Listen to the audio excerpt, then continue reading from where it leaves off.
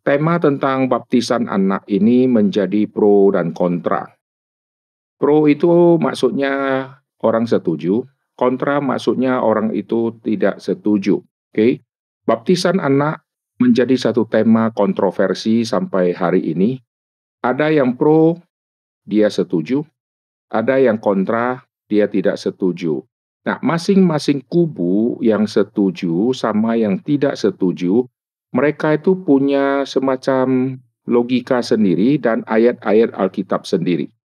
Kalau dua kubu yang pro dan kontra tadi, masing-masing punya pegangan ayat, lalu bagaimana kita yang sebagai orang awam, kita ikut yang mana?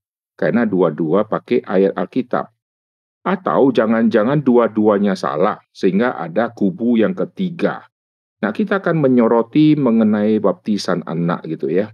Nah, ada gereja-gereja tertentu, mereka tidak memakai istilah baptisan anak, tetapi mereka memakai istilah penyerahan anak. Penyerahan anak itu menggantikan baptisan anak. Karena mereka merasa anak-anak kok dibaptis. Ini bertentangan dengan ayat Alkitab. Nah, ayat yang mana? Mari kita lihat Matius pasal 28. Perhatikan Matius pasal ke-28, ini ada ayat yang tidak setuju baptisan anak. Padahal ayat itu tidak bicara baptisan anak. Tetapi dari arti ayat itu tidak setuju atau tidak mendukung baptisan anak. Kita lihat Matius pasal 28, ayat yang ke-18, lalu sampai ayat ke-20. Yesus mendekati mereka dan berkata, "Kepadaku telah diberikan segala kuasa di sorga dan di bumi. Karena itu, pergilah, jadikan semua bangsa muridku, dan baptislah mereka." Jadi yang dibaptis itu orang yang jadi murid. Jadikan mereka itu murid, baru baptis. Kalau orang itu bisa jadi murid, berarti dia harus sudah bisa mengerti apa yang dikhotbahkan dan apa yang diajarkan oleh para rasul atau orang-orang percaya yang diutus untuk pergi. Bagaimana seorang anak kecil, apalagi masih bayi, lalu bayi itu diinjili sehingga menjadi murid. Bayi itu aja nggak tahu tangan kanan, tangan kiri, bagaimana bisa jadi murid. Lalu kalau tidak bisa jadi murid, berarti tidak ada kata selanjutnya, dan baptislah mereka. Untuk bisa membaptis mereka harus memenuhi syarat jadikan mereka itu murid. Nah, dari ayat ini mereka mengatakan tidak ada yang namanya baptisan anak. Lalu lihat ayat 20. Dan ajarlah mereka melakukan segala sesuatu yang telah kuperintahkan kepadamu.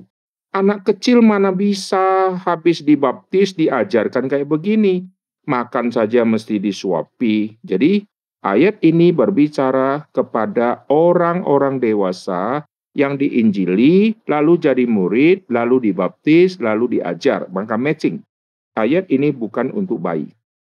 Mari kita lihat di Markus pasal yang ke-16. Nah, mereka juga mengambil ayat di dalam Markus pasal yang ke-16. Ayat yang ke-16, Markus 16 ayat 16, siapa yang percaya dan dibaptis. Jadi percaya dulu baru dibaptis. Siapa percaya dan dibaptis akan diselamatkan. Tetapi siapa yang tidak percaya akan dihukum. Anak kecil waktu kita mau baptis, kita tanya dia, lu percaya Yesus atau tidak? Mana bisa dia jawab. Kalau tidak bisa dia jawab, ini antara percaya sama tidak percaya. Tetapi kemungkinan yang paling besar pasti tidak percaya. Bagaimana dia bisa percaya? Mama papanya yang mana aja dia tidak tahu, apalagi Yesus yang mati di atas kayu salib. Mana ngerti dia? Nah, kalau dia tidak ngerti, berarti dia tidak percaya. Kalau dia tidak percaya, dia masih kecil yang tidak bisa nangkap isi firman, dia pasti akan dihukum, bukan dibaptis. Nah, Dua ayat ini selalu dipakai oleh orang-orang yang tidak setuju baptisan anak. Oleh sebab itu, mereka mengganti istilah baptisan anak menjadi penyerahan anak. Karena penyerahan anak ada ayat Alkitabnya. Mari kita lihat di dalam kitab Lukas. Nah, mereka ambilnya dari kitab Lukas. Nanti kita akan jelaskan ya, sebetulnya seperti apa yang benar. Lukas pasal yang kedua, lihat ayat ke-21. Saya akan baca ya. Lukas pasal kedua dari ayat ke-21. Dan ketika genap 8 hari, dan ia harus disunatkan, ia diberi nama Yesus, yaitu nama yang disebut oleh malaikat sebelum ia dikandung ibunya. Dan ketika genap waktu pentahiran menurut hukum Taurat Musa, mereka membawa dia ke Yerusalem untuk menyerahkannya kepada Tuhan. Nah, ini penyerahan anak, karena Yesus masih sangat kecil. Lalu serahkan Yesus kepada Tuhan. Bayi Yesus atau Yesus yang masih kecil kepada Tuhan. Seperti ada tertulis dalam hukum Tuhan, semua anak laki-laki sulung harus dikuduskan bagi Allah dan untuk mempersembahkan korban menurut apa yang difirmankan dalam hukum Tuhan. Nah, lihat, di sini ada muncul kata penyerahan anak. Kalau begitu, penyerahan anak lebih alkitabiah daripada baptisan anak. Karena lihat dari 3 ayat yang tadi kita sudah baca tadi. Maka banyak orang-orang yang kontra terhadap baptisan anak, mereka lebih memilih penyerahan anak.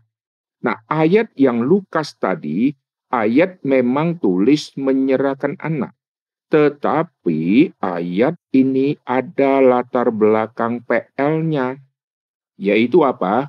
Di dalam perjanjian lama, orang-orang yang adalah umat Tuhan, mereka sudah ditetapkan oleh Tuhan, semua yang lahir sulung harus diserahkan kepada Tuhan, karena yang sulung adalah milik Tuhan.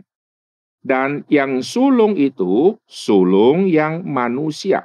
Dari ayah dan ibu yang lahir, anak sulung. Yang sulung itu juga dari yang binatang.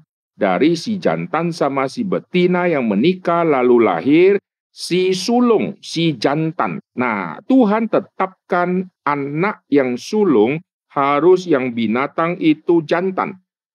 Yang manusia itu laki-laki. Jadi bukan semua yang lahir itu diserahkan. Hanya yang sulung dan hanya yang laki-laki untuk manusia dan yang jantan untuk yang binatang. Anak kedua dari manusia, anak ketiga, keempat sudah tidak diserahkan. Binatang kedua, ketiga, keempat sudah tidak diserahkan. Jelas ya? Jadi kenapa Yesus diserahkan? Karena Yesus itu sulung. Dan Yesus adalah anak laki-laki pertama, maka diserahkan. Karena hukum di perjanjian lama, anak sulung adalah kepunyaan Tuhan. Nah, kalau gereja mengambil ayat ini untuk menyerahkan anaknya, contoh, dia bawa anak yang kedua diserahkan, itu sudah salah. Karena Alkitab mintanya anak yang sulung. Lalu kalau dia bawa anak yang sulung, tapi yang sulung adalah perempuan, ini juga salah. Karena yang sulung harus yang laki-laki. Jelas ya? Jadi penyerahan anak yang mereka ambil dari ayat ini tidak tepat. Karena Alkitab tidak mendukung teori atau praktek penyerahan anak yang dilakukan oleh gereja-gereja di zaman sekarang. Seorang ibu punya anak 5. 5-5-nya waktu lahir anak pertama, kedua, ketiga. Lahir anak pertama, dia serahkan. Anak kedua, serahkan. Anak sampai ke-5, dia serahkan. Jadi 5-5-nya diserahkan, dia sebut penyerahan anak. Itu salah, karena yang diserahkan harus satu saja yang sulung dan harus laki-laki. Jelas ya? Nah, kalau penyerahan anak tidak didukung oleh praktek di dalam Alkitab, bagaimana dengan baptisan anak-anak? Tadi kita sudah lihat ayat-ayat Alkitab, prinsipnya jadi murid, baptiskan mereka. Jadikan mereka percaya, baru dibaptis dan akan diselamatkan. Oke, tidak bicara tentang anak-anak. Nah, memang ayat itu ada muncul di Alkitab seperti itu. Tetapi kita harus melihat seluruh prinsip Alkitab waktu bicara antara relasi Tuhan sama umatnya. Relasi Tuhan sama umatnya diikat di dalam perjanjian. Perjanjian itulah covenant. Covenant itu Tuhan yang membuatnya. Ikatan perjanjian antara Tuhan sama manusia. Tuhan sama pribadi dan mewakili pribadi nanti ada yang bicara secara komunitas. Tuhan mengikat perjanjian lalu dengan Nuh dan keturunannya. Jadi pribadi dan komunitas. Tuhan mengikat perjanjian dengan Adam. Tuhan mengikat perjanjian dengan Abraham dan keturunan-keturunan Abraham juga. Jadi ada yang bersifat pribadi dan ada yang bersifat komunitas. Jelas ya?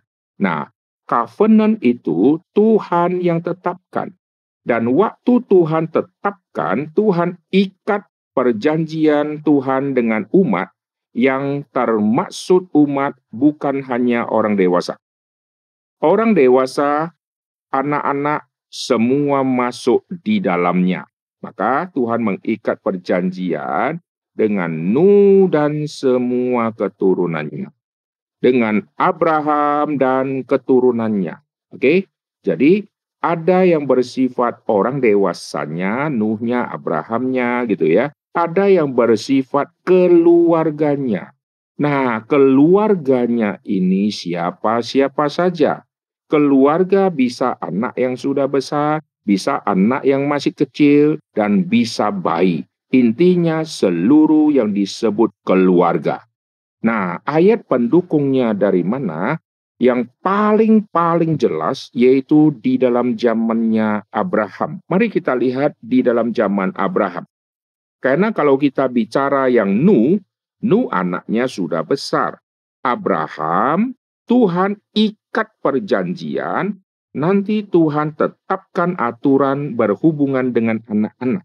Nah, mari kita lihat di pasal yang ke-17. Kejadian di pasal yang ke-17. Semua lihat di Alkitabnya ya.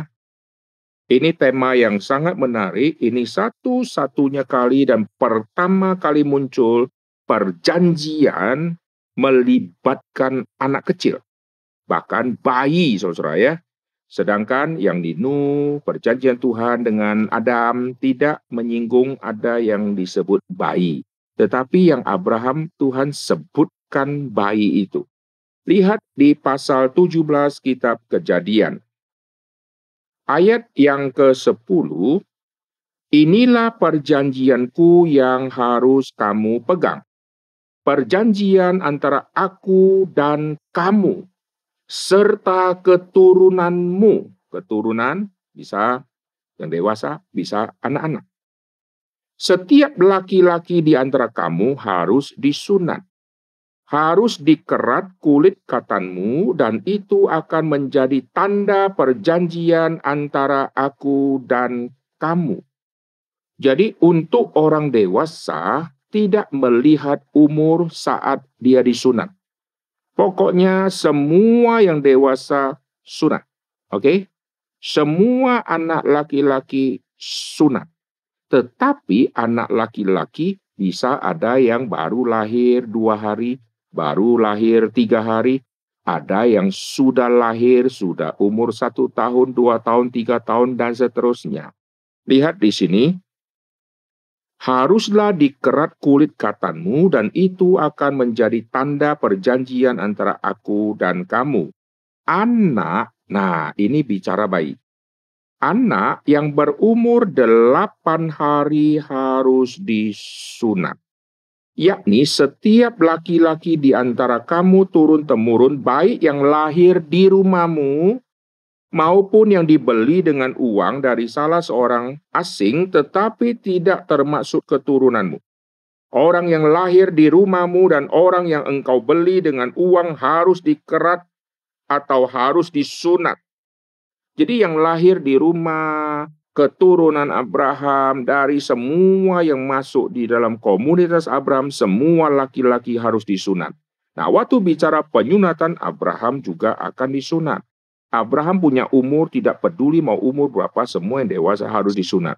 Tetapi di dalam Kejadian pasal ke-17 ini pertama kali Tuhan menetapkan sunat kepada anak kecil. Dan anak kecil ini ditetapkan umur 8 hari. Ayat ke-13, orang yang lahir di rumahmu dan orang yang engkau beli dengan uang harus disunat. Maka dalam daging mula perjanjianku akan menjadi perjanjian yang kekal. Dan orang yang tidak disunat, yakni laki-laki yang tidak dikerat kulit katanya, maka orang itu harus dilenyapkan dari antara orang sebangsanya. Ia telah mengingkari perjanjian Tuhan. Perhatikan sekarang di ayat yang ke-23. Setelah itu, Abraham memanggil Ismail anaknya. Ismail sudah remaja ya. Dan semua orang yang lahir di rumahnya. Jadi yang remaja, semua. Yang umur berapa saja, pokoknya semua. Juga semua orang dibelinya dengan uang, yakni setiap laki-laki dari isi rumahnya. Lalu ia mengerat kulit katan mereka pada hari itu juga. Jadi sunat massal terjadi. Abraham berumur 99 tahun ketika disunat. Ismail berumur 13 tahun ketika disunat. Jadi kalau anak itu sudah lahir, dia harus disunat. Tapi bagaimana dengan yang baru 2 hari, 3 hari, 4 hari? Yang 1, 2, 3, 4, 5, sampai 7 hari tidak disunat. Tapi umur 8 hari, saat itulah akan disunat. Nah, Pak Tong pernah bahas ini. Pak Tong mengatakan di dalam dunia medis dicek dan ditemukan anak pas umur 8 hari tingkat pembekuan darahnya itu sangat cepat. Sehingga kalau terjadi potong atau luka, maka waktu darah keluar dia akan cepat tutup. Itu bijaksana Tuhan yang luar biasa. Tuhan pilihnya 8 hari. Tidak pilih 9, 7 atau 6. Pilihnya pas di 8 hari. Oke? Nah, sekarang saya tanya. Abraham dengar kalimat Tuhan. Dia mengerti. Orang yang tinggal di rumahnya, Abraham harus siarkan. Oh, Tuhan berfirman kepadaku begini-begini. Kamu akan disunat. Saya juga akan disunat. Mereka, iya Pak. Iya Pak. Maka disunat. Ismail udah remaja. Kamu harus disunat. Iya Papa, gitu kan? Semua mereka taat baru bisa disunat. Kalau tidak taat, waktu mau disunat mereka lari atau mereka pukul si Abraham nanti. Intinya semua mereka taat. Kalau mereka taat, berarti mereka percaya janji Tuhan. Percaya kalimat Tuhan benar adanya. Barang siapa yang percaya, akhirnya dia ikut disunat. Dan Alkitab catat, tidak ada satupun orang yang akhirnya lari atau berontak. Alkitab catat Abraham menyunatkan semua, lalu yang anak 8 hari, dia tidak bisa dengar kalimat Abraham yang Abraham jelaskan bahwa Tuhan berfirman kepada dia, kau anak yang 8 hari harus disunat. Anak itu tidak bisa jawab, ya Papa, atau ya Om, ya apa, nggak bisa ngomong, atau ya Cek, ya apa, semua jawab ya saja nggak bisa. Nggak mungkin anak ini bisa menjawab. Dan anak ini kenapa bisa akhirnya disunat? Karena mama papanya mengiyakan. Coba, mama papanya lagi gendong-gendong, lagi main-main sama si baby, lalu mendadak Abraham bilang, sunat. Tidak, dia bilang. Sunat, tidak. dikejar, dia lari sampai ke gunung-gunung misalnya, tidak jadi disunat. Kenapa semua anak 8 hari bisa terjadi penyunatan? Karena ayah dan ibunya setuju dan percaya janji Tuhan kepada Abraham dan ikatan perjanjian yang Tuhan sudah katakan tadi. Jelas ya? Jadi bukan lagi si anak yang umur 8 hari, tapi papa dan mamanya. Sedangkan yang sudah dewasa, mereka yang ambil keputusan sendiri. Lalu yang Ismail bagaimana? Ismail juga disunat kulit katanya. Dan Ismail sudah remaja. Ismail yang sudah remaja, Ismail sudah bisa memberontak. Kalau Abraham mau sunatkan, lalu dia lari, dia tidak mau pulang rumah, maka gagal. Dan Ismail mengambil keputusan juga mau disunat. Nah, intinya semua yang sudah mengerti, mereka yang ambil inisiatif. Maka nanti di Reform ada yang namanya baptisan dewasa atau CD. Yang dewasa, dia sudah mengerti, dia mau dibaptis, dia masuk baptisan dewasa. Ada yang namanya CD, yaitu si anak dulu waktu dibawa, dibaptis masih kecil, setelah dia dewasa, dia mengerti, dia diteguhkan imannya. Maka kita di gereja lakukan CD. Oke, sekarang kita kembali ya. Jadi kalau sunat dilakukan kepada bayi sebagai tanda perjanjian, padahal si bayi tidak bisa mengerti apa itu perjanjian, bayi tidak bisa mengerti isi hati Tuhan, tapi dia disunat. Dia disunat bukan karena dia percaya, dia disunat karena mama papanya yang percaya. Jelas ya? Jadi Tuhan mengikat dengan seluruh keturunan Abraham, mengikat perjanjian termasuk kepada bayi, termasuk kepada anak yang belum bisa membedakan tangan kanan dan tangan kiri. Oke, jelas ya? Nah, setelah si anak disunat, anak ini sudah disebut keturunan Abraham atau masuk di dalam komunitas Abraham, bukan keturunan secara fisik, tetapi masuk di dalam komunitas Abraham, yaitu Abraham akan menjadi induk. Saudara perhatikan nanti sampai kepada kitab Roma, Alkitab catat Abraham bapak orang bersunat. Jadi semua orang-orang bersunat itu Abraham itu bapaknya. Atau kalimat yang lain berarti semua yang lain adalah keturunannya. Tapi bukan Abraham kawin sama istri lahirkan mereka. Tidak. Keturunan Abraham yang mengikuti imannya Abraham. Jelas ya? Abraham bapak orang bersunat dan Abraham bapak orang yang tidak bersunat. Kenapa? Karena Abraham waktu dibenarkan bukan di pasal 17. Abraham sudah dibenarkan di pasal yang ke-15. Sebelum dia disunat, dia sudah dibenarkan. Waktu dia percaya kepada janji Tuhan, keturunannya akan banyak, Tuhan berkata Abraham dibenarkan. Dibenarkan sebelum sunat. Maka semua orang yang belum disunat atau tidak disunat, kita yang percaya kepada Tuhannya Abraham, kita juga masuk di dalam komunitas Abraham, dan Abraham adalah bapa kita juga. Abraham bapa orang bersunat dan bapa orang yang tidak bersunat. Karena sebelum disunat, dia dibenarkan. Dan dia juga dibenarkan setelah nanti, di zaman setelah sunat, dia juga dibenarkan. Jelas ya? Jadi kita ini disebut keturunan-keturunan Abraham karena Tuhan mengikat perjanjian dengan Abraham dan kita masuk di dalam keturunan Abraham. Nah, inilah yang Paulus bahas di dalam kitab Galatia. Kita ini anak-anak janji. Kita dari jalur Ishak. Kita anak-anak janji. Kalau dari jalur Ishak, berarti Ishak punya mama adalah Sarah. Sarah punya suami Abraham.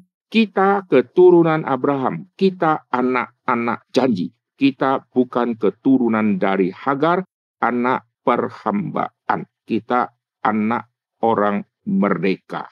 Jelas ya? Nah, saya tidak bahas panjang ke situ. Sekarang kita kembali karena kita akan fokus tentang yang baptisan anak. Nah, karena sunat bisa melibatkan anak yang belum mengerti apa-apa dan masuk di dalam perjanjian karena iman papa dan iman si mama.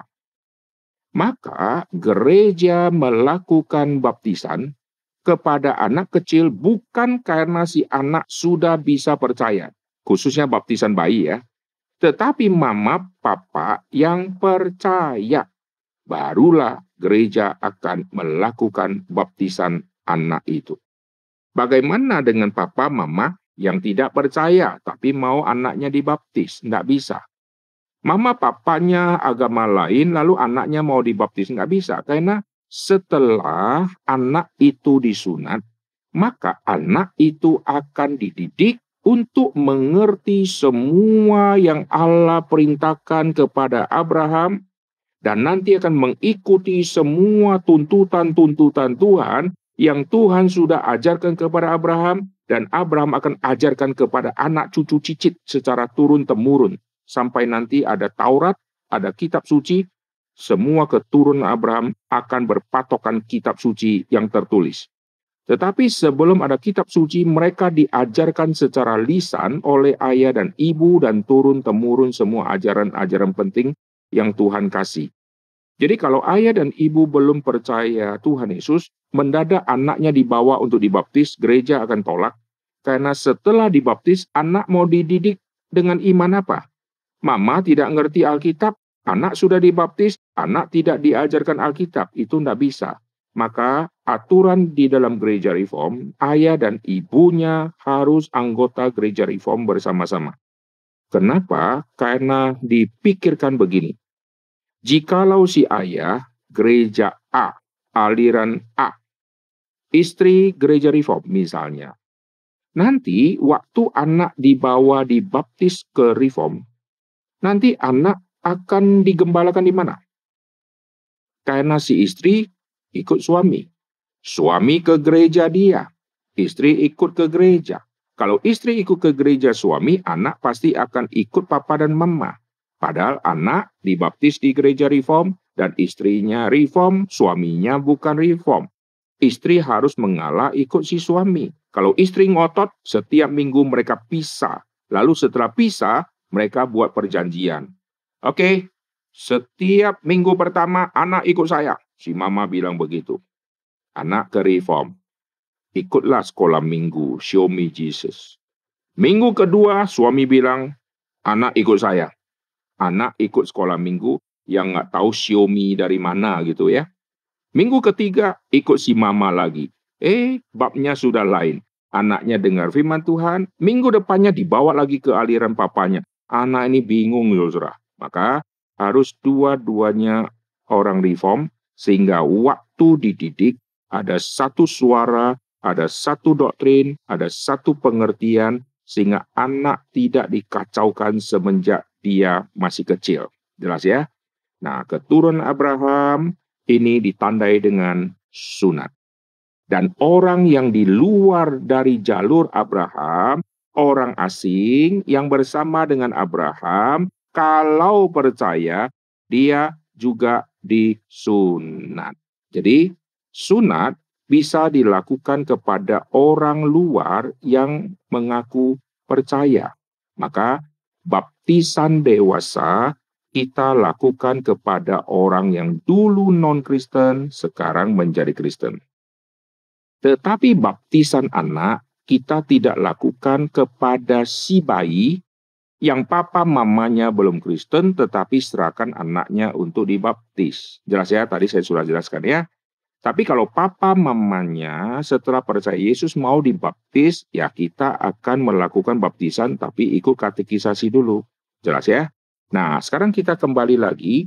Apakah satu ayat tadi tentang sunat ini sangat mendukung bahwa kita boleh melakukan baptisan? Nah, saya ajak saudara untuk melihat di dalam perjanjian baru, lihat di dalam Kolose pasal yang kedua.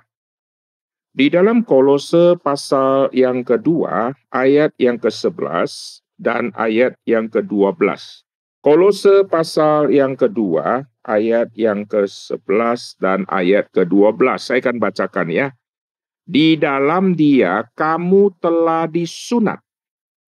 Di dalam Kristus kamu telah disunat. Bukan dengan sunat yang dilakukan oleh manusia. Nah, lihat. Zaman Abraham sampai zaman Perjanjian Baru, zaman Yesus, semua orang Yahudi lakukan sunat, dilakukan oleh manusia yang menyunatkan. Termasuk Yesus waktu kecil yang sunatkan Yesus adalah manusia. Lalu, dalam Yesus kamu telah disunat, bukan dengan sunat yang dilakukan oleh manusia, tetapi dengan sunat Kristus. Apalagi nih? Jadi, kalau sunat fisik, manusia yang lakukan.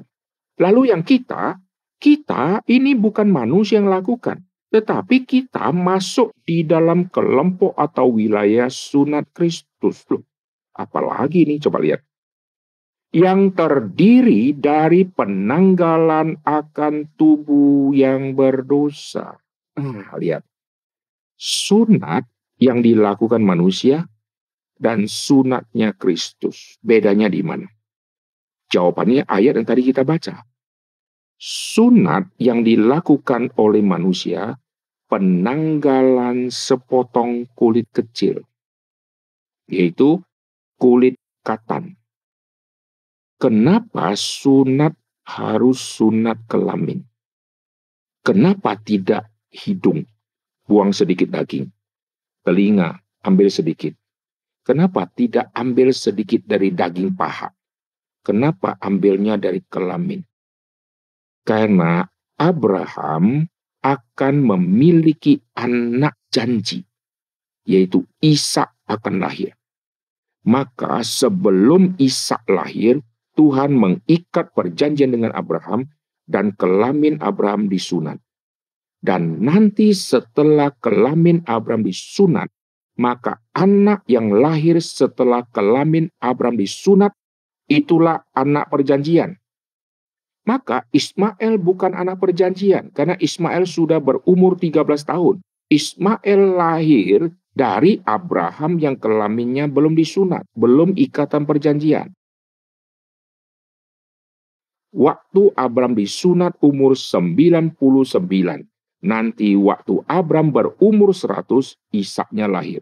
Berarti sejak Abraham disunat kulit kelaminnya, dan akhirnya dia bersetubuh sama Sarah, lalu Sarah hamil, anak yang dilahirkan setelah kelamin disunat, itulah anak perjanjian.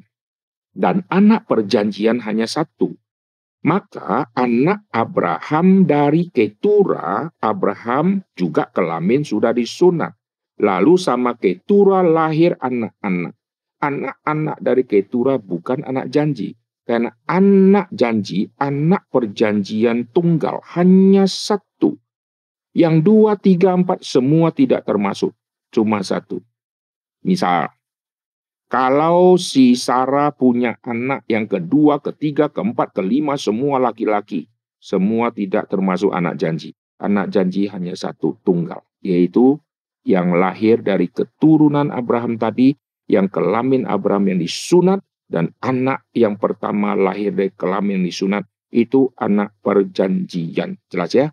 Nah, sunat yang di zaman Abraham atau sunat yang dilakukan oleh manusia menyunatkan kulit kelamin itu penanggalan kulit kecil. Dan penanggalan kulit kecil ada darah yang dialirkan. Ini semua bayang-bayang dari sunat Kristus. Sunat Kristus, kita disunat, tapi bukan dengan sunat manusia, tapi sunat Kristus, yaitu penanggalan tubuh yang berdosa, bukan kulit kecil, tetapi seluruh tubuh. Jelas ya? Untuk penanggalan semua tubuh manusia berdosa, Kristus yang alirkan darah, bukan kita. Ini kebaliknya. Untuk sunat, saya yang disunat, saya yang alirkan darah. Saya punya kulit sedikit yang dibuang. Sedikit buang, saya yang berdarah. Tapi penanggalan tubuh manusia yang berdosa, bukan saya yang berdarah. Saya ditanggalkan manusia berdosa melalui darah Tuhan Yesus. Bukan hanya sepotong daging, tapi seluruh manusia yang lama ditanggalkan. Lalu lihat di pasal kedua kitab Kolose ayat ke-12. Karena dengan dia kamu dikuburkan dalam baptis. Nah, lihat.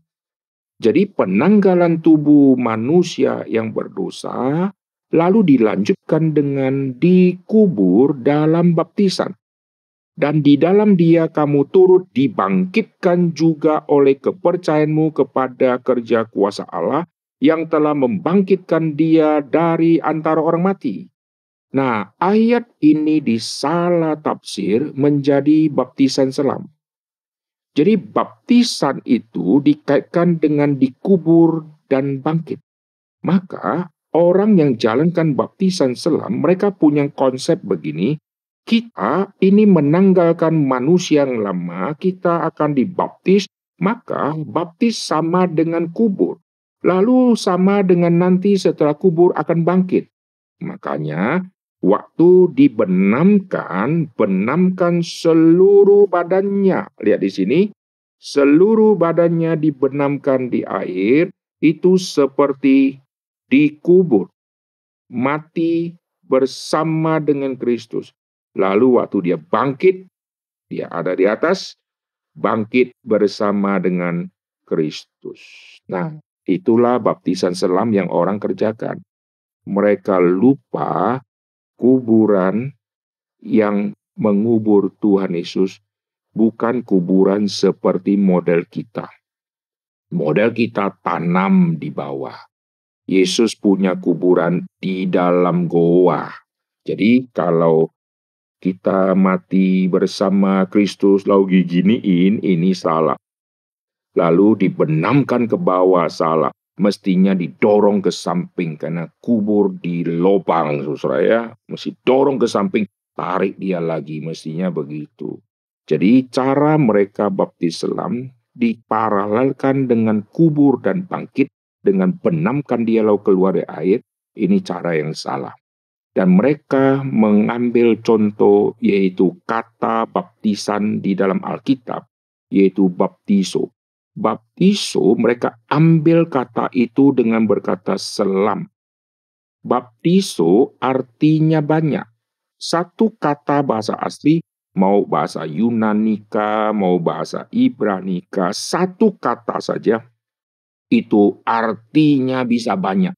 Kadang-kadang bisa sampai 15 arti untuk satu kata di dalam bahasa asli. Lalu, salah satu kata untuk baptiso artinya adalah membasuh atau mencuci. Saya kalau membasuh tangan, apakah semua lengan saya kena air? Saya membasuh tangan bisa saja 2 telunjuk saya saja, karena saya basuh-basuh. Saya membasuh bisa saja tangan kanan saya atau tangan kiri saya. Saya membasuh bisa basuh hanya semua jari saya. Tidak tentu membasuh tangan, semua lengan dan tangan saya akan masuk ke dalam. Dan mereka mengambil ayat Yesus keluar dari air. Kalau saudara ke hotel, tinggal di hotel, lalu saudara mandi di bathtub, kasih air panas. Air panas yang saudara kasih, itu tutup sampai kepala kalian atau tidak? Kalian tiduran, tidak mungkin bisa air di bathtub tutup sampai kepala. Kalian duduk, tiduran, pasti air sampai ke dada. Kalau air bisa tutup sampai ke kepala, air pasti luber keluar dari bathtub. Supaya kepala kalian bisa masuk, kalian akan tidur, turunkan kepala supaya kepala kecelup sama air. Secara air untuk diisi sampai tutup kepala nggak mungkin, karena bathtub pasti lebih rendah daripada kepala kita, maka air akan tercurah semua. Lalu kalau kita mandi di bathtub, lalu setelah mandi selesai, kita keluar dari bathtub. Kita injakkan kaki berdiri di bathtub, air itu mungkin sampai di lutut kita. Waktu kita keluar dari bathtub itu sama juga saya keluar dari air.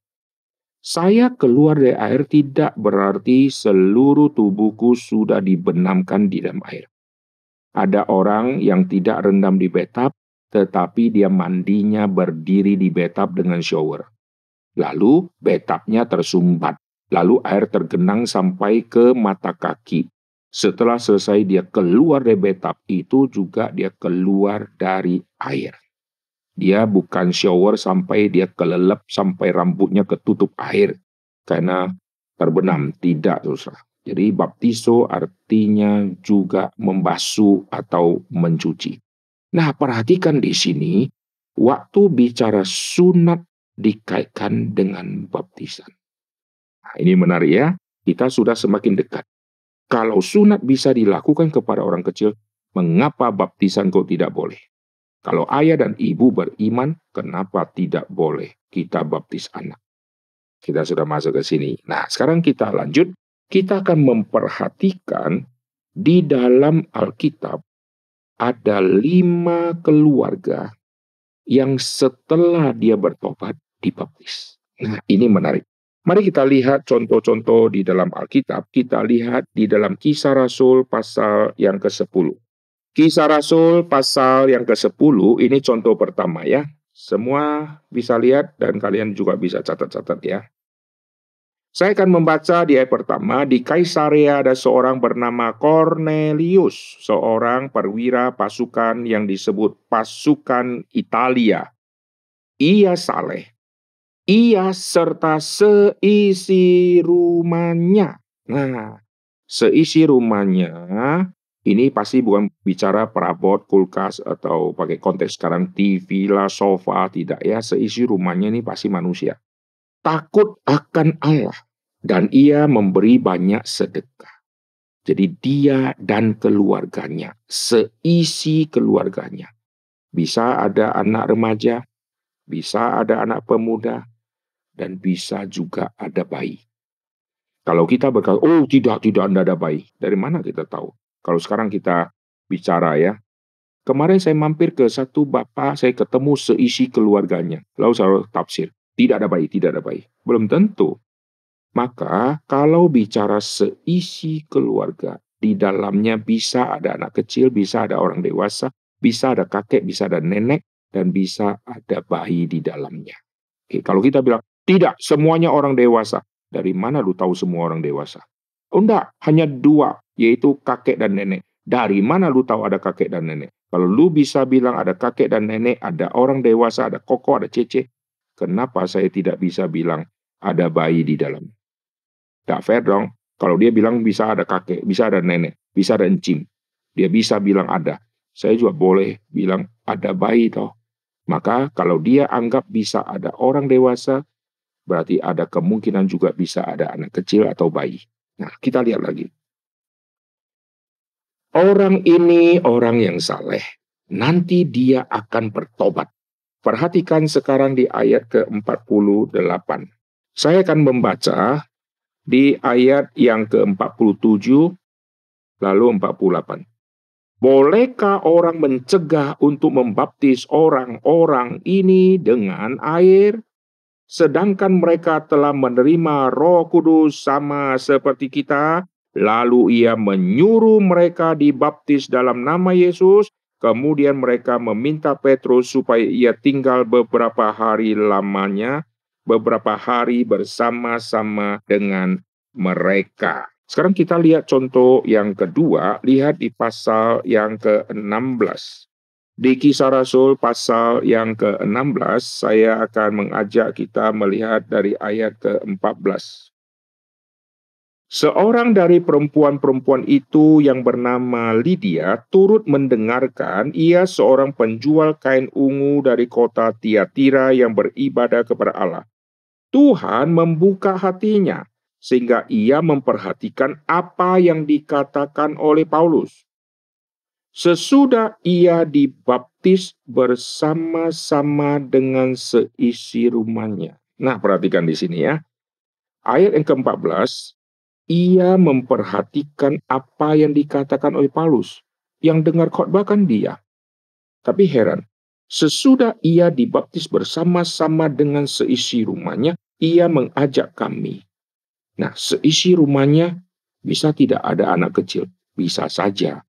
Intinya, kita tidak boleh membatasi bahwa tidak ada anak kecil. Karena yang dengar khotbah, yang dengar dengan seksama, ini Lydia. Tapi nanti yang dibaptis dia bersama-sama dengan seisi rumahnya. Berarti ada orang di rumahnya yang akan dia bawa untuk dibaptis. Bisa saja ada anak-anak kecil di dalamnya. Oke, kita lihat sekarang contoh yang ketiga. Lihat di pasal yang ke-16, ayat 33. Kepala penjara. Ayat 33. Saya baca ayat ke-31. Jawab mereka, percayalah kepada Tuhan Yesus dan engkau akan selamat. Engkau dan seisi rumahmu. Lalu mereka memberitakan firman Tuhan kepadanya dan kepada semua orang yang ada di rumahnya. Nah, jadi yang ini kepada yang satu, lalu kepada semua orang yang ada di rumahnya. Lalu di ayat ke-33. Pada jam itu juga kepala penjara itu membawa mereka dan membasuh bilur mereka. Seketika itu juga ia dan keluarganya memberi diri dibaptis. Jadi, Injil diberitakan kepada semua orang yang ada di rumahnya. Beranikah kita berkata, tidak ada bayi di situ? Kita kalau khotbah, ada ibu-ibu yang gendong bayi. Ibu-ibu dengarkan khotbah dan suaminya ada di situ. Lalu dicatatlah di berita misalnya ya. Sepasang suami istri datang ke gereja mendengarkan firman Tuhan. Tapi kita yang ada hari itu kita tahu si istri menggendong si bayinya. Mama papa dengarkan khotbah tapi bayi ada di gendong. Jadi waktu kita lihat orang-orang ke gereja ada yang bawa baby-babynya. Waktu dengar khotbah mama papanya yang dengar. Tapi baby-baby digendong, baby-baby dibawa. Jadi ayat ini juga tidak menutup kemungkinan waktu Injil dikabarkan di rumahnya ada orang yang sedang gendong baby kah? Bisa saja terjadi. Nah, Alkitab tidak tulis siapa-siapa orang di rumah dan umur-umurnya berapa.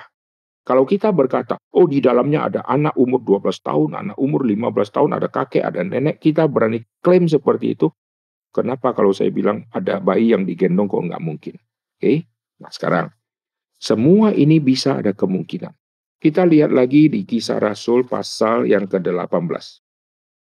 Kisah Rasul pasal yang ke-18, saya baca ayat ke-8. Tetapi Krispus, kepala rumah ibadat itu menjadi percaya kepada Tuhan bersama-sama dengan seisi rumahnya. Alkitab selalu menekankan satu orang bertobat, seisi rumahnya juga dibawa kepada Tuhan. Ini prinsip penting di dalam keluarga. Banyak orang, satu diselamatkan, yang lain tidak dia peduli. Papa, mamanya sudah Kristen. Dia tidak peduli yang mertuanya bagaimana. Dia bawa papanya untuk kenal Tuhan. Tapi mamanya ada yang belum kenal Tuhan. Dia tidak bawa. Atau dia terus doakan papanya sudah 10 tahun. Yang mamanya dia tidak doakan. Nah, itu ada ketimbangan. Di sini, dia dan seisi rumahnya. Berarti ada tanggung jawab yang besar kalau papa sudah percaya. Mengapa anak-anak yang lain kok dia dibiarkan tidak percaya? Kalau papa sudah percaya, mengapa ada anak terbesar yang belum ke gereja? Nah, ini tugas besar di dalam keluarga untuk membawa mereka, ya. Krispus, kepala rumah ibadat, menjadi percaya kepada Tuhan bersama-sama dengan seisi rumahnya. Dan banyak dari orang-orang Korintus yang mendengarkan pemberitaan Paulus menjadi percaya dan memberi diri mereka dibaptis. Oke.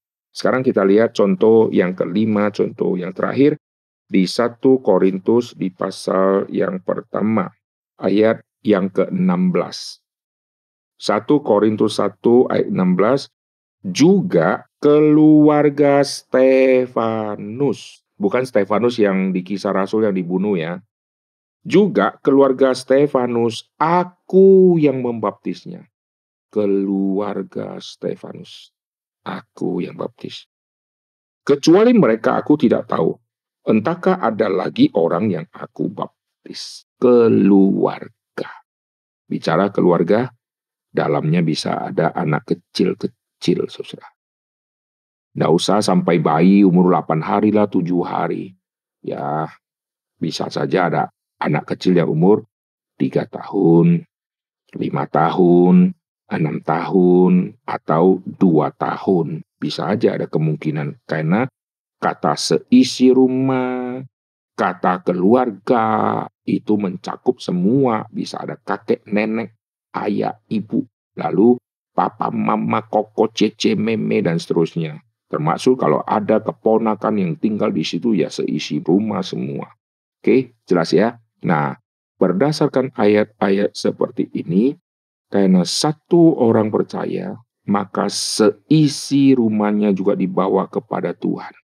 Maka, kalau papa dan mama sudah orang percaya, anak yang dilahirkan, kenapa tidak boleh dibawa untuk dibaptis? Karena papa dan mama akan berjanji akan membesarkan anak ini di dalam iman yang papa mamanya miliki dan bertanggung jawab untuk mendidik anak ini di dalam Tuhan. Di dalam kitab Perjanjian Lama, kitab Ulangan, katakan firman Tuhan ini berulang-ulang. 10 hukum Tuhan firman ini katakan berulang-ulang kepada anakmu. Nah, anakmu ini siapa? Semua anak yang dulunya dari umur 8 hari semua sudah disunat. Dan sekarang mereka sudah ngerti bahasa, katakan terus ulang-ulang kepada anakmu. Tentang kau berdiri, duduk, pokoknya firman Tuhan harus kau ceritakan. Nah, itulah tugas ayah setelah bawa anak dibaptis, ajarkan anak bisa komunikasi, nanti bisa baca, lalu mulai pelan-pelan masukkan semua pengajaran firman kepada anak-anak. Sekarang kesulitannya adalah ayah dan ibu tidak suka firman. Maka anak-anak dikasih apa? Dikasih konsumsi film karton, dikasih handphone biar dia main game sendiri. Maka anak-anak ini dari kecil mendapat semua ilmu-ilmu orisinil. Karena pertama kali dia dapat ilmu game. Pertama kali elektronik yang dia pakai, handphone. Pertama kali bisa klik adalah ikon game. Kita mengisi racun untuk anak kita. Ajarkan anak kita kata pertama yang nanti dia bisa ucapkan. Biasanya papa, mama. Setelah itu kata kedua. Misalnya Yesus, silakan. Ajarkan buku pertama yang dia pernah pegang. Itu Alkitab. Semua yang pertama itu sangat menentukan nanti kebiasaan dia di hari berikut. Saudara, kalau sudah kasih pertama handphone, pertama karton, pertama TV, setelah itu dia besar, dia terus akan cari benda itu. Karena dia kira dunia dia hidup itulah bendanya. Anak kecil dia kira dunia sempit. Dia kira dunia itu cuma handphone. Kalau handphone ditarik dia minta bunuh diri. Karena dia kira dunia punya barang cuma handphone. Maka tidak heran ada anak SD dilarang main handphone bunuh diri. Karena dari kecil tidak diajar dunia punya barang terlalu banyak. TV dimatikan, anak ngamuk, tidak mau makan. Karena kalian salah didik anak. Bawa anak sejak kecil ke rumah Tuhan. Orang Yahudi kenapa sampai hari ini tetap kuat di dalam ajaran? Karena dari kecil semua anak-anak disekolahkan Taurat dari umur 5 tahun. Jadi jangan manjakan anak. Oh, 5 tahun belum bisa apa-apa. Orang Yahudi sama kita bedanya apa? Sama-sama manusia. Lahir juga oek-oek. Kencing juga di celana. Tapi 5 tahun mereka masuk ke Taurat. Setelah itu umur 12 tahun. Mereka tidak mungkin digoncangkan lagi. Mereka sudah dewasa. Kita anak umur 15 tahun. Cuci piring nggak bisa. Karena kita terlalu manjain. 17 tahun. Ngepel nggak tahu. Setrika mencong-mencong. Karena kita yang rusak dia. Jangan manjakan anak. Begitu masa kecil kalian lolos, kalian akan ambil resikonya sampai masa tua.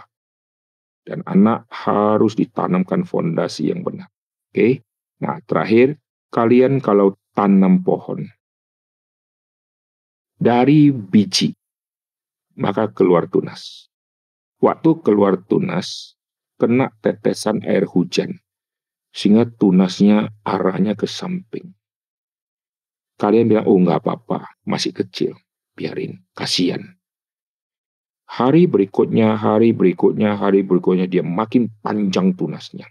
Setelah panjang, akarnya sudah semakin banyak, nanti batangnya akan mulai bengkok terus. Kalian bilang, nggak apa-apa, nanti setelah besar saya bereskan dia. Akhirnya makin besar. Akhirnya batangnya sudah kaku. Kalian waktu mau bengkokkan, akarnya sudah membentuk strukturnya. Sudah susah. Dari kecil bengkok, lurusin dia. Sudah sebulan bengkok lagi, lurusin lagi. Nanti setelah tulangnya atau batangnya keras, dia tinggal terus akan naik ke atas. Ya, anak kecil kalau kalian sudah kasih tulang, maka dia akan besar sesuai dengan garis lurus tulang itu. Pohon pinang begitu lurus, tapi dari kecil kalian biarkan dia bengkok. Maka setelah besar, dia lurusnya ke samping. Lurusin lagi, nggak bisa lagi. Kalian kenapa suka beli anjing dari kecil? Kenapa anjing yang lucu-lucu, yang Jepang, yang macam-macam, yang Korea, mini pom, kenapa tidak beli yang 7 tahun, yang sudah matang? Kenapa pilih yang 2 bulan? Kalian latih dia kencing. Sampai berbulan-bulan. Sit, duduk. Nggak ngerti-ngerti, kasih makan. Sampai akhirnya bisa sit, bisa up, bisa jump, bisa sleep, bisa macam-macam. Sekarang anak anjing itu sudah berumur 2 tahun. Tinggal kita ngomong satu patah, langsung dia tahu. Suruh dia sit, langsung sit. Tapi susahnya waktu dari 2 bulan didik dia. Itu lebih bagus, capeknya ada manfaat. Karena 2 tahun kemudian si anjing sudah menjadi anjing yang pintar. Dibanding kalian bilang, enggak apa-apa, saya nggak ada waktu, biarin. Masih kecil ya, kencing sebalangan nggak masalah, nggak apa-apa.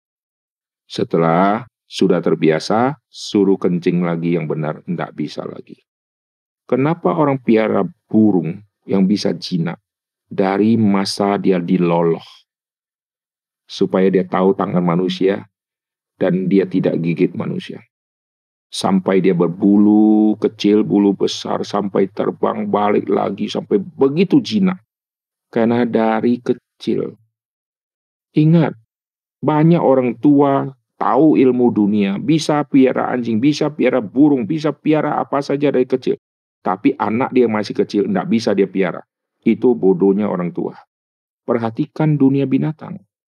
Binatang yang dilatih di sirkus, di apa, semua dari baby, dari kecil dia. Begitu dari kecil disuruh apapun kelak udah enak. Tapi susahnya didik kecil memang susah. Tapi lebih baik susah waktu dia masih kecil. Karena tidak bisa protes dia. Kalau sudah besar, dia bisa protes. Dan dia bisa pukul ayah dan ibunya. Karena dia sudah lebih tinggi. Yes, ya. Jadi melalui pembinaan kita malam hari ini, harap semua ibu-ibu mengerti kenapa lakukan baptisan tidak penyerahan anak. Karena janji Tuhan kepada Abraham, sunat kepada anak kecil. Dan perjanjian Tuhan dengan Abraham, sunat yang dilakukan oleh manusia, digenapkan di dalam kitab Kolose tadi, sunat Kristus. Penanggalan akan tubuh manusia yang lama.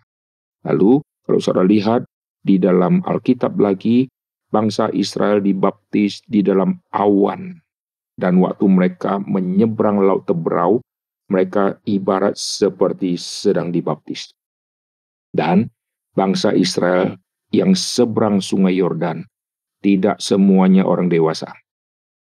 Mereka ada yang bayi juga. Kita lihat ayatnya ya, ini yang terakhir. Mari kita lihat 1 Korintus pasal yang ke-10 yang tentang baptisan ini. 1 Korintus pasal ke-10 ayat pertama, lalu ayat yang kedua. 1 Korintus 10 ayat 1 ayat 2. Aku mau supaya kamu mengetahui saudara-saudara bahwa nenek moyang kita semua berada di bawah perlindungan awan dan bahwa mereka semua telah melintasi laut untuk menjadi pengikut Musa. Mereka semua telah dibaptis dalam awan dan dalam laut. Mereka semua telah dibaptis. Mereka ini orang dewasa. Ada Musa, ada Harun, pasti ada baby. Karena anak-anak yang dilahirkan itu sangat banyak selama perjalanan. Dan jumlah Israel itu tidak punah. Keturunan demi keturunan. Waktu mereka berangkat dari Mesir, pasti ada bayi yang dibawa. Waktu mereka keluar dari Mesir, pasti ada anak yang umur 1 tahun, 2 tahun, 3 tahun, yang akhirnya juga harus lewat. Dan mereka waktu seberang keluar, semua alami hal yang sama. Orang dewasa juga dibaptis, anak-anak juga, semua juga. Lalu saudara jangan bilang, manusia kalau sudah dibaptis, binatang juga harus dibaptis. Karena binatang juga ikut nyebrang. Nah, yang ditekankan di sini adalah manusianya. Binatang tidak perlu dibaptis. Jadi kalau saudara cinta ayam, jangan bawa ayamnya ke gereja untuk dibaptis ya. Supaya jadi anggota GRII. Nanti kita potong rame-rame itu ya. Oke, jadi 1 Korintus pasal 10 ayat yang kedua ini sangat clear. Ini kepada segala umur, tidak membatasi. Dan kalau kita berkata, oh enggak, ini enggak ada anak kecil, enggak ada anak kecil. Kok lu tahu? Bisa aja anak umur 4 tahun ada di situ, 6 tahun ada di situ, bayi juga ada di situ. Oke, kita berdoa ya. Bapa di surga, kami berterima kasih untuk semua poin-poin penting tentang baptisan anak. Kami bersyukur untuk semua catatan Alkitab yang memberi kepada kami pengertian satu persatu sehingga kami melangkah dengan iman dan kami tidak salah anak kami waktu dibawa ke gereja untuk dibaptis apakah itu benar sesuai Alkitab atau tidak. Terima kasih untuk semua firman yang sudah kami dengarkan. Tuhan yang memimpin kami supaya kami bukan hanya membawa anak untuk dibaptis, tapi kami akan mendewasakan dia, mendidik dia, mengarahkan dia kepada iman yang kokoh sejak dia masih kecil. Sehingga sampai dia besar, dia akan bertumbuh berdasarkan fondasi iman yang kokoh, dan dia terus akan menuju ke atas, terus bertumbuh, dan akan berbuah. Terima kasih Tuhan, dengar doa kami, dalam nama Tuhan Yesus kami berdoa. Amin.